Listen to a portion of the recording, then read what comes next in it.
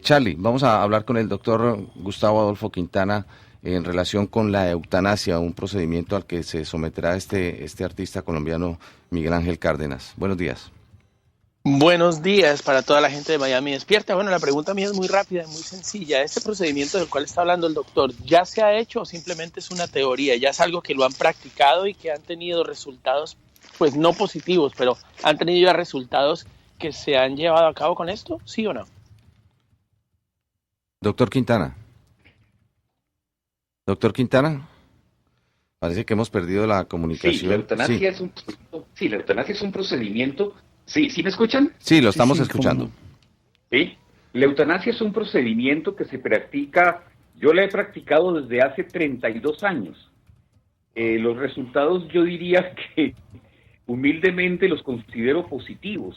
Tan es así que muchas veces sueño que todos mis pacientes de eutanasia un buen día despertaran, y cuando me sueño con ellos no puedo ver sino sus caras sonrientes y sus caras de agradecimiento por haber llevado a cabo un procedimiento que ellos mismos esperaban.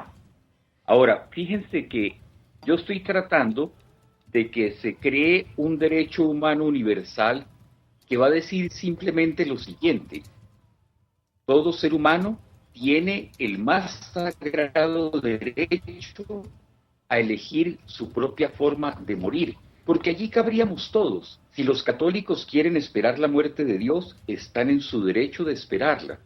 Si, por ejemplo, un mahometano que cree que sacrificándose, muriendo con un cinturón de explosivos, y muere en esa forma porque cree que va a llegar más cerca de Alá, también está en su derecho, así haga mucho daño con eso.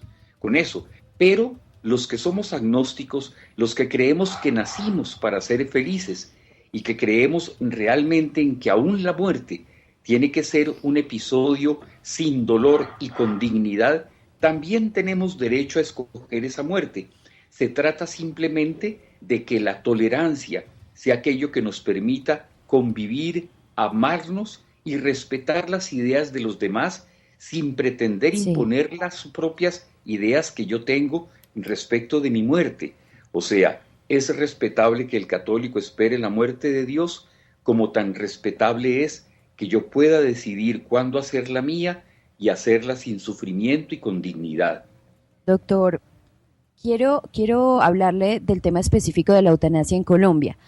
La Corte Constitucional, como ya lo habíamos mencionado, lo aprueba, pero ha dicho que se debe crear un comité que evaluará los casos para que en clínicas IPS, EPS son el sistema de salud que se maneja en Colombia, las EPS para que nuestros oyentes internacionales pues lo entiendan, afilia a la gente, se paga una cuota mensual y el servicio ahora no es muy bueno, el servicio incluso de algunas de estas empresas que manejan las entidades prestadoras de salud están quebrados. Pero la Corte Constitucional ha dicho que hay que crear un comité técnico que evaluará los casos en los que sí se puede aplicar la eutanasia y obliga a este comité a que haga un acompañamiento a la familia y a la persona hasta el final de sus días, pues aplicando esta eutanasia. Entonces la pregunta es, si no tenemos medios para atender a una persona cuando tiene una enfermedad que no es grave y que no lo va a llevar a la muerte, vamos a tener los medios para que este comité reciba la cantidad de solicitudes, porque por mi experiencia le digo, hay miles y millones de enfermos terminales que quisieran tener la eutanasia en Colombia, pero este comité va a tener la capacidad de responder o vamos a entrar de nuevo en tener que, por ejemplo, llamarlo a usted y contratar servicios privados para que se pueda realmente dar y proporcionar este servicio. Sí. O sea, tienes la más grande preocupación respecto de los protocolos que estableció el Ministerio de Salud. Fíjate que hay una serie de cosas en estos protocolos con los cuales yo no estoy de acuerdo. ¿Con cuáles estoy de acuerdo? Esto le ha manifestado a los colombianos que la eutanasia en este país es absolutamente legal y que ellos tienen todo el derecho a aspirar a que sea inclusive sin costo alguno para el paciente que la solicite. Pero fíjate que hasta este momento creo que no hay una sola EPS que haya establecido un método mediante el cual cree esos comités y estén dándole paso a las solicitudes de los pacientes. Esto se va a convertir posiblemente como en un elefante blanco y va a ser muy posible que la gente siga acudiendo a pedir su eutanasia en forma privada.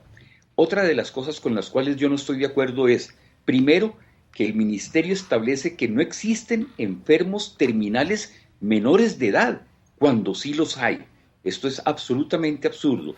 Se tiene que permitir la eutanasia para cualquier enfermo terminal que esté sufriendo un gran padecimiento para morir, porque no lo podemos obligar a que sufra esperando su propia muerte. Y la otra situación es que el derecho de todo paciente de que cualquier cosa que tiene que ver con su salud debería estar cobijada por el sigilo profesional al que estamos obligados los médicos se está rompiendo por completo.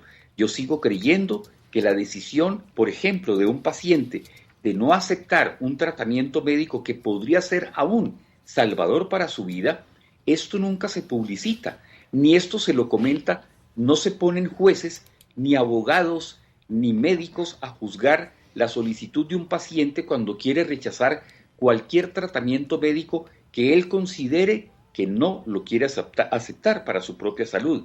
Entonces hemos llegado ahora a tener que hacer público en un tema tan tabú como es el tema de mi propia muerte. Queremos convertirlo en algo que se publica en un edicto y que va a haber una serie de personas en un comité que van a dar o no aprobación a la decisión de un paciente de acabar con su vida. Esto tampoco debería ser una cosa que consideráramos humana y con ello se está violando por completo el sigilo a que tiene derecho cualquier paciente en una relación con su propio médico. Doctor Gustavo Adolfo Quintana, especialista en el tema de la eutanasia, gracias por estar con nosotros esta mañana en Miami Despierta. Hemos tocado un tema que es muy sensible para mucha gente que enfrenta situaciones terminales. 8 de la mañana, 14 minutos, vamos a conocer un poco más sobre las noticias en el plano local, lo que está ocurriendo aquí en la ciudad de Miami, en donde se planean una serie de manifestaciones en contra de la posición del gobierno de Obama cuando se trata de restablecer totalmente las relaciones comerciales y las relaciones diplomáticas con Cuba. Se está buscando, Luis, que se bloqueen los fondos para la ampliación de lo que sería la Embajada de los Estados Unidos en Cuba y hay, de hecho, una cantidad de congresistas que no quieren que se asignen más recursos para ese fin. Pero le hago una pregunta. Sí. ¿Eso no es eutanasia?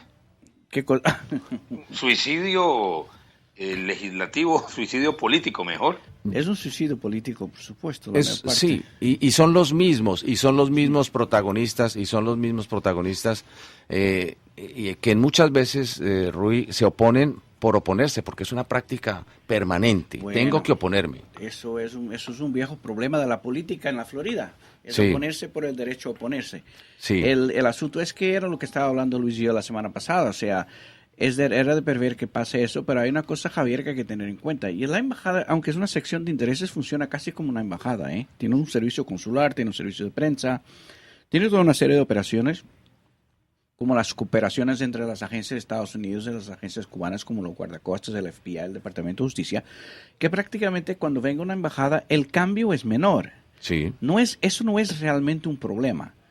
El problema es... ¿Qué sentido está? El problema no, la incógnita es qué orientación Estados Unidos le va a dar a sus relaciones con Cuba. Esto es mucho más importante que el presupuesto que vaya a obtener. Claro. Porque si tú cortas presupuesto por una parte, otras agencias te lo van. Si tú le cortas presupuesto que no permite que el tipo de la Guardia Costera funcione, pues la Guardia Costera se buscará los fondos para que la oficina en La Habana funcione. Claro. Es de hecho lo único que ha funcionado entre los dos países en los últimos 40 años, ¿sabes? Sí, que ha sido permanente. Hay un delegado de la Guardia Costera trabajando en la sección de intereses, por eso es que ellos colaboran bien.